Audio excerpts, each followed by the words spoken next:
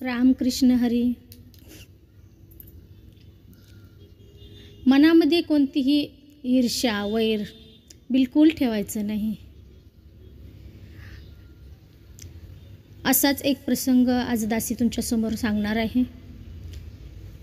बघा, दोन भाऊ असतात आणि काहीतरी किरकोळ कारणावरून दोघांची भांडणं होतात. शेतीवाडी, पाणी वगैरे याच्यावरून दोघांचं भांडण होतं. ते तर सर्वीकडे आहेच, आपल्याला माहीतच आहे. दोघांच्यामध्ये खूप वाद होतात. छोटा भाऊ जरा रागीट असतो आणि मोठा भाऊ दोघांच्यामध्ये वाद चालू असतात. त्यावेळेस छोट्या भावाला राग अनावर होतो आणि त्याच्या अंगावर धावून जातो छोटा भाऊ. मोठ्या भावाला अपमान वाटतो की हा छोटा असून माझ्या अंगावरती आला. तो खूप रागीट असतो छोटा भाऊ. त्यांचे वाद झाले. नंतर मोठा भाऊ असतो तो जरा समजदार असतो. तो मागे घेतो, जाऊ दे म्हणतो, हा रागीट आहे, याच्या नादी लागायला नको.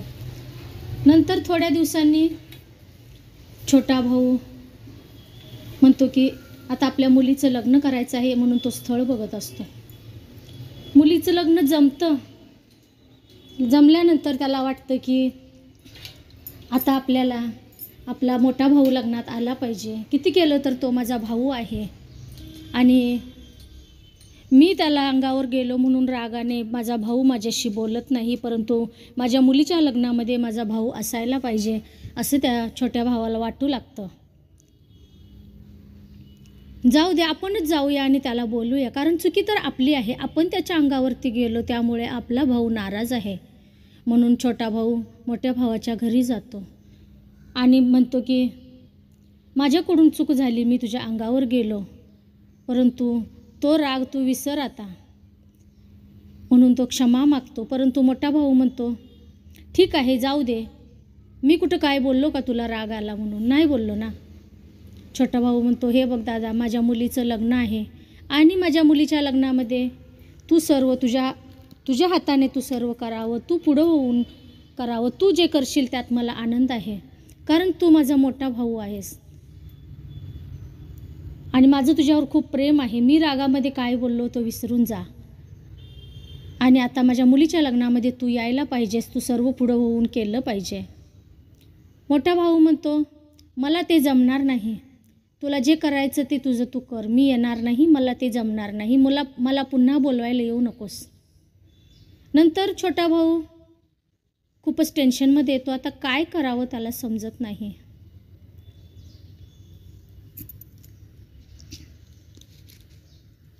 थोड्या दिवसांनी छोट्या भावाला माहीत होतं की समजतं दुसऱ्याकडून की आपला मोठा भाऊ सत्संगला जातो आहे. त्याच्या मनात विचार येतो की जे सत्संगी बांधव आहेत त्यांना आपण सांगू की माझा मोठा भाऊ माझ्या मुलीच्या लग्नात येत नाही. हा छोटा भाऊ एका सत्संगी बांधवाच्या घरी जातो आणि त्यांना सांगतो की माझा भाऊ माझ्या मुलीच्या लग्नात येत नाही, माझ्याकडून चुकी झाली, मी माफी मागितली तरी पण माझा भाऊ मला माफ करत नाही आणि माझ्या मुलीच्या लग्नात येत नाही. ते सत्संगी बांधव मोठ्या भावाला बोलतात की तुझ्या भावाचं लग्न आहे, तुझ्या भावाच्या मुलीचं लग्न आहे, आम्ही लग्नाला जाणार आहे, तू येणार आहेस का? कधी आहे लग्न? तर मोठा भाऊ म्हणतो क्षमा करा, पण मी त्या लग्नाला येणार नाही. काय झालं? संत लोक विचारतात. मोठा भाऊ म्हणतो मला नको ते बोलला, तो माझ्या अंगावर धावून आला, मी त्याचा मोठा भाऊ हे भान पण तो विसरला होता, परक्यासारखं तो माझ्याशी वागला, त्याच्यामुळे मला त्याच्या मुलीच्या लग्नामध्ये यायचं नाही. मी ते विसरू शकत नाही. जोपर्यंत माझा शरीरामध्ये जीव आहे तोपर्यंत मी त्यावेळी झालेली घटना विसरू शकत नाही, त्याने बोललेले शब्द मी विसरू शकत नाही.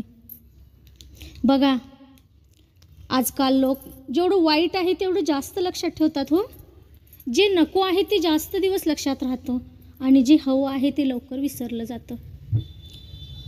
ब्रह्मज्ञानी संत आपले असतात, सर्वांना माफ करतात. हो, कोणतीही गोष्ट लक्षात घेत नाहीत.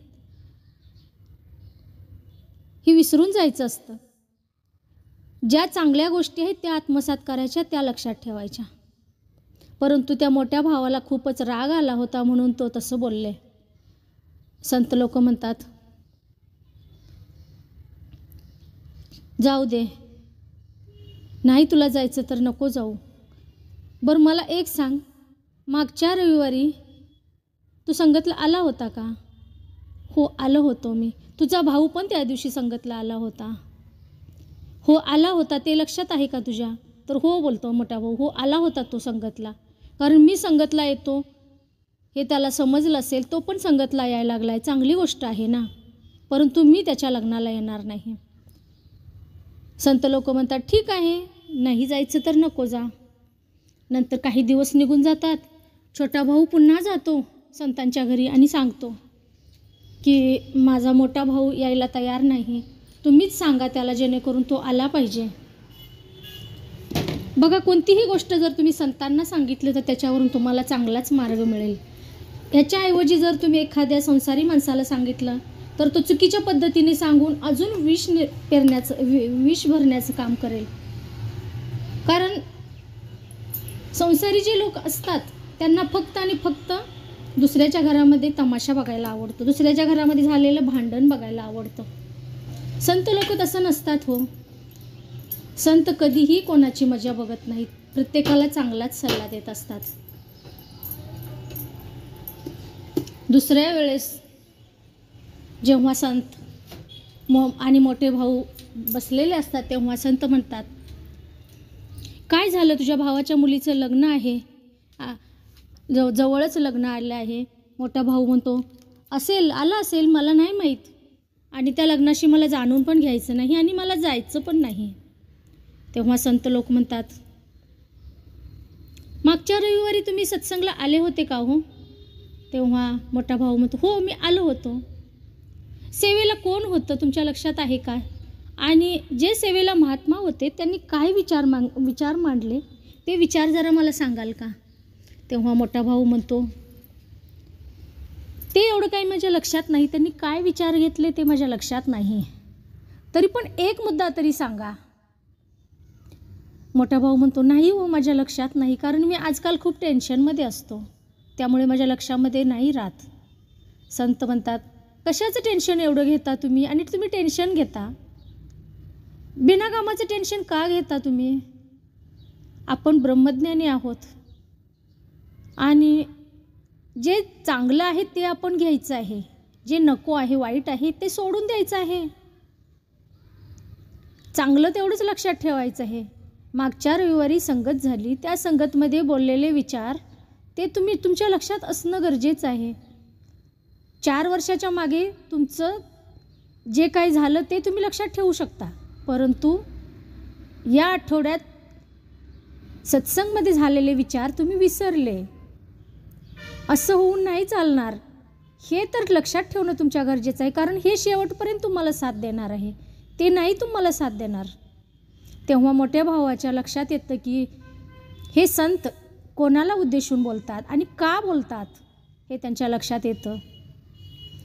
ते म्हणतात, हो तुमचं बरोबर आहे, जे चांगलं आहे तेच आपल्याला घ्यायचं आहे, जे चांगलं आहे तेच आपल्याला आठवणीत ठेवणं गरजेचं आहे.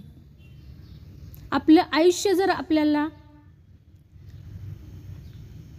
चांगलं घालवायचं असेल, आयुष्य जर आपल्याला योग्य मार्गाने घालवायचं असेल तर आपल्याला चांगल्या गोष्टी आत्मसात करणं गरजेचं आहे आणि ज्या चुकीच्या गोष्टी, वाईट गोष्टी आहेत ते विसरून जाणं गरजेचं आहे. आताच जातो मी माझ्या भावाच्या घरी आणि मी भावाशी बोलतो आणि भावाच्या मुलीचं लग्न व्यवस्थित पार पाडतो. मी माझ्या भावाला मोठ्या मनाने माफ करतो. जेव्हा संतांनी ती गोष्ट लक्षात आणून दिली तेव्हा मोठे भाऊ छोट्या भावाच्या घरी जायला तयार झाले. त्याच ठिकाणी जर संसारी लोक असते तर संसारी लोकांनी अजून काहीतरी सांगितलं असतं आणि दोघांची मनं अजून खराब करून टाकली असती, दोघांच्या मनामध्ये द्वेष निर्माण केला असता, ईर्ष्या निर्माण केली असती. तू काही त्याला कमी आहेस का? तो तुला बोलला तू नको जाऊ, असं बोलायचं असतं का? तसं बोलायचं असतं का? हे चुकीचं होतं. तू त्याला नको माफ करू, तू तर मोठा भाऊ आहेस, तू छोटा होतास का? तुला तो बोललाच कसा? अशा त्याच्या विरुद्ध गोष्टी, भडकवायच्या गोष्टी बोलल्या असते. परंतु संत तसं नसतात हो. संत जे असतात त्यांच्या मनामध्ये अहंकार, द्वेष, मत्सर, लोभ, निंदा, स्वार्थ या गोष्टी बिलकुल नसतात. आणि जे चांगल्या गोष्टी असतात तेच संत लक्षात ठेवत असतात. आणि ज्या गोष्टी चुकीच्या असतात त्या गोष्टी संत तोंडातून उद्गारत सुद्धा नाहीत. कारण चुकीच्या गोष्टी, वाईट गोष्टी उद्गारायचं परमिशन आपल्याला सद्गुरूनं दिलंच नाही. फक्त आणि फक्त चांगल्याच गोष्टी बोलायच्या आहेत आणि त्याच लक्षात ठेवायच्या आहेत, त्याच आत्मसात करायच्या आहेत. भावाभावांची कहाणी सांगण्याच्या मागे एवढाच हेतू आहे की बघा, एखादं जर चुकत असेल त्याला माफ करायला शिका, त्याला चांगल्या रस्त्यावरती आणा, त्याला चांगला माणूस बनवा. तुम्ही समोरच्याला जर तुम्ही माफ कराल तरच तुम्ही आयुष्य सुखी जगू शकता. तुम्ही त्याच्यावरती जर दुश्मनी, वैर जर ठेवलं तर तुमचं आयुष्य कधीच सुखी होणार नाही. आणि संत तेच करत आहेत, प्रत्येकाला माफ करत आहेत संत. आपल्यामध्ये ज्या अहंभावना आहेत, अहंकार, मोहमाया, मत्सर, द्वेष, स्वार्थ, हे सर्व नष्ट करतात संत. हे नष्ट करायचं आहे आणि अज्ञानाला मागे सारून ज्ञानाच्या वाटेनं चालायचं आहे. आपल्याला सद्गुरू हेच शिकवतो हो, चुकलेल्यांना माफ करा.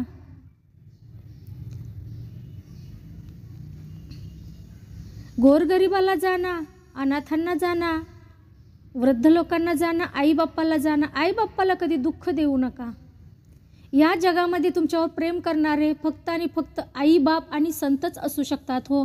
दुसरं कोणीही तुमच्यावरती खरं प्रेम करत नसतं. फक्त आई वडिलांचं आणि संतांचं प्रेम जे असतं ते निस्वार्थ असतं. आपला मुलगा किती जरी गरीब असला तरी पण आई वडील त्याचा कधीच द्वेष करत नाहीत. त्याला फक्त आणि फक्त आशीर्वादच देत असतात. आणि संत पण तेच करतात, कोणालाही शाप देत नसतात. संत फक्त आणि फक्त प्रत्येकाला आशीर्वादच देत असतात आणि प्रेमानेच बोलत असतात. प्रत्येकावरती प्रेम करायला शिका. मोहमाया, मत्सर याला जे प्रेम करतात ते आयुष्यात कधीच सुखी होऊ शकत नाहीत हो. माझं माझं म्हणाय शिका. माझं फक्त तुम्ही संपत्तीला माझं म्हणू नका, अहंकाराला माझा म्हणू नका. जे पण नातेवाईक आहेत त्यांना प्रत्येकाला माझं म्हणा. तरच तुमच्यामध्ये प्रेम निर्माण होईल. सर्वजण तुमच्यावरती प्रेम करायला लागतील. प्रत्येकजण माझा आहे असं समजा तुम्ही. बघा तुमचं आयुष्य सुखात जाईल. परकेपणा कोणालाही दाखवू नका. प्रत्येकाला माझं म्हणा, प्रत्येकावर प्रेम करा.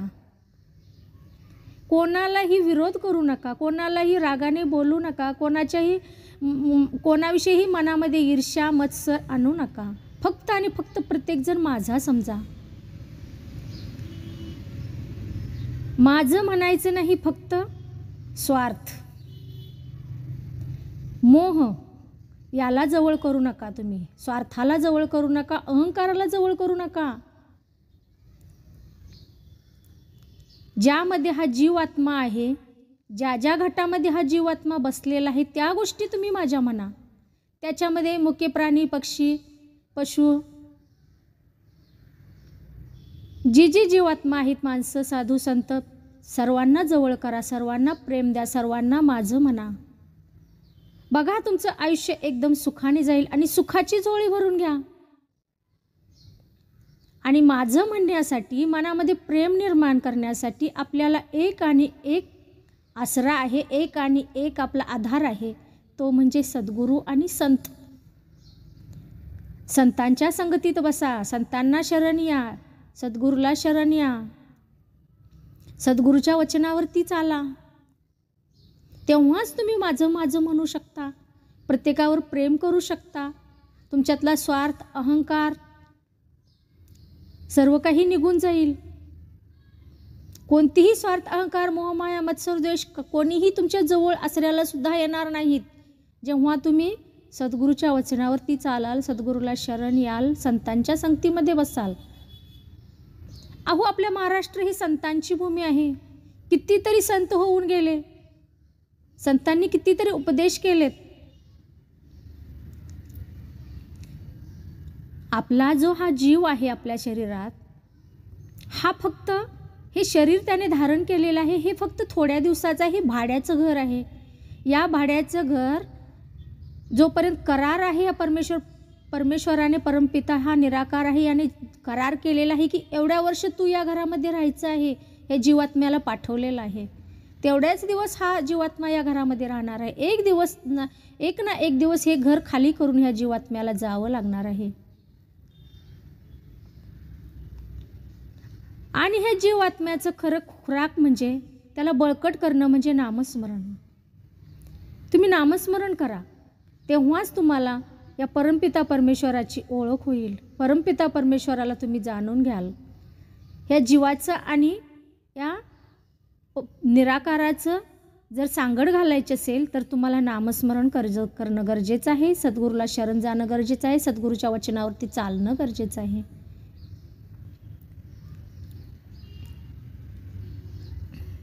दासीला जेवढं समजतं तेवढं दासीने सांगण्याचा प्रयत्न केलेला आहे. दासीच्या मुखातून जे काही वाणी येत आहे ती सद्गुरूला स्मरून येत आहे. सद्गुरू दासीकडून बोलून घेत आहे. जे चांगलं वाटतं ते घ्या आणि जे चुकीचे शब्द तुम्हाला वाटतात ते सोडून द्या आणि दासीला उदार अंतकरणाने माफ करा. दासीच्या व्हिडिओला एक लाईक जरूर करा, जेणेकरून दासीचा व्हिडिओ समोर येईल. चला तर भेटू पुढच्या व्हिडिओमध्ये. तोपर्यंत सर्वांना रामकृष्ण हरी ओम धन निरंकार जी.